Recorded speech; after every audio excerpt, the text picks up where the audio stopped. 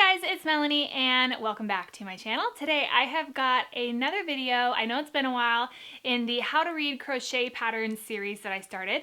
I did one a little while back on crochet terminology, so I will link that right here. If you are a very beginner crochet, that is a great one to start with. And this video is going to be all about gauge. It's to be honest, painfully boring. I'm not gonna lie.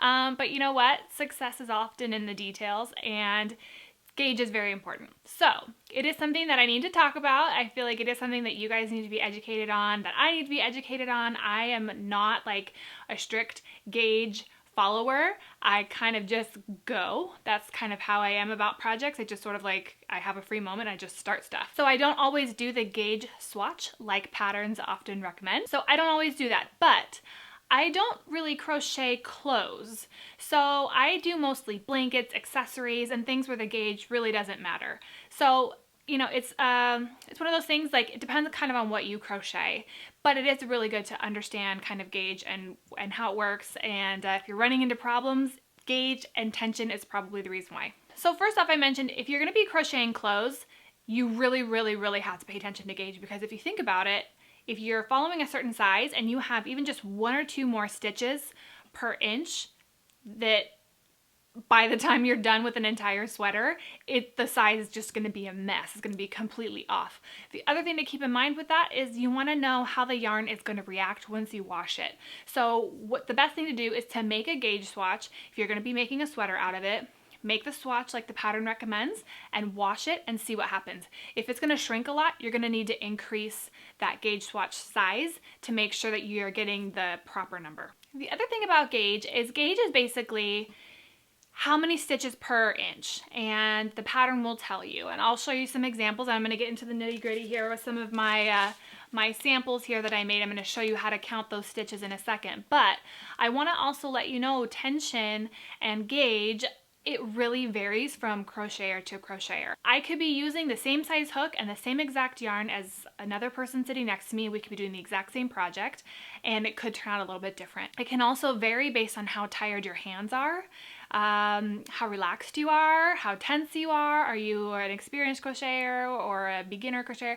I mean, that's going to really make such a big difference in your tension and in your gauge. So that's why the swatch gauge is so important, because then it gives you something to look to. I have a little tool too that I'm going to show you guys how to use, a gauge tool, so that you can kind of measure yourself as you go along if the gauge is really important in your project. Okay, so I know this video has a lot of like information and a lot of technical stuff. I'm going to try not to make it too painfully boring for you, but it is really important. Right now I'm going to insert some footage. I made 4 of these little samples, all with some different hook sizes and just some different examples, so I can show you with this handy little tool that I had made for you guys to see how exactly you can count your stitches, check your gauge. I'm going to show you all the examples nice and close so that you can see it really well. If you are interested in purchasing one of these, they are for sale on my website. I have a limited number. I didn't know how well this would go over, so I have just a limited number of these, but if you are interested, I will link those below. Okay, so here are our stitches. This is a J hook crocheted a little bit tightly. This is Vanna's Choice Lion brand yarn, and I'm going to show you how to use.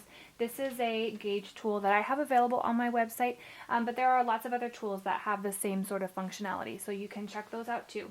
Now what we want to do is we want to count how many rows there are, and then how many stitches going across. So a lot of times the gauge will say like 8 single crochet plus 6 rows is equal to 4 inches, something like that. That would be with a thicker yarn. So let's count down. Each ridge, there's going to be 2 because this is a single crochet. So we have 1, 2, 3, 4, 5, 6, 7, 8 rows.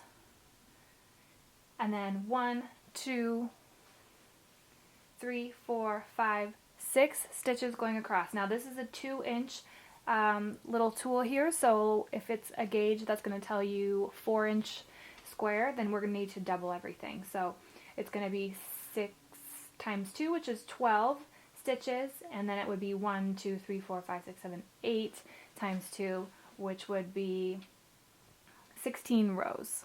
So that's how we're counting this one.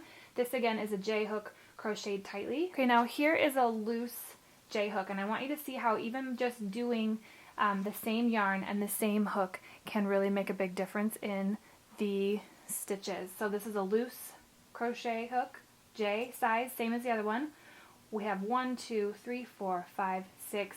We have about 7 rows instead of 8, and we have 1, 2, 3, 4, 5, 6. So we still have just as many stitches going across, but we have one less row, and that will really change up the gauge swatch, and this was with the same exact hook, so keep that in mind. Okay, we have a size K hook for this.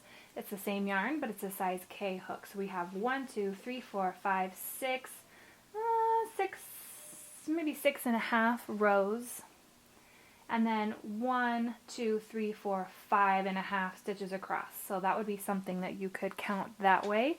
And then of course you're going to double everything to find your 4-inch size. So again, that's a size K hook. Okay, and then here we have a size I hook, a 5.5 millimeter. So let's count this one. We have 1, 2, 3, 4, 5, 6, 7, 8 rows going down, and we have, let's see, 1, 2, 3, 4, 5, 6, 6.5, I guess, stitches going across. So again, if we were to double all of that, we would get our 4-inch size. This is something I wanted to show you so that you could see how the exact same yarn with just different size hooks will achieve a much different size gauge. Okay guys, so that is gauge. That's kind of how you count your stitches and how you keep track of what you're doing. And I mentioned it, but also make sure that you are using the correct size hook. If you're not accomplishing the right kind of gauge that you need, change your hook size. It's not like a big deal. You have to just sort of see what works best for you and make adjustments. If you have any questions or anything you would like clarified, please leave me a comment below. If you liked this video, give me a thumbs up, and don't forget to subscribe if you aren't already. I hope that this video was helpful. I hope you feel more confident about gauge. If you're interested in this little gauge tool, I will have that linked right below. It'll be over on my website, melaniekaham.com. Alright, so the next video in this series, we are going to go over a pattern. Now the pattern isn't going to use gauge. It's not going to be a project where you need gauge in order to do it, but we are going to go through the pattern. I am going to kind of like break each step down, and we are going to make the project. So I've got that in the works. That will be coming up in a few weeks, and thanks so much for watching. I will see you in the next video. Bye guys.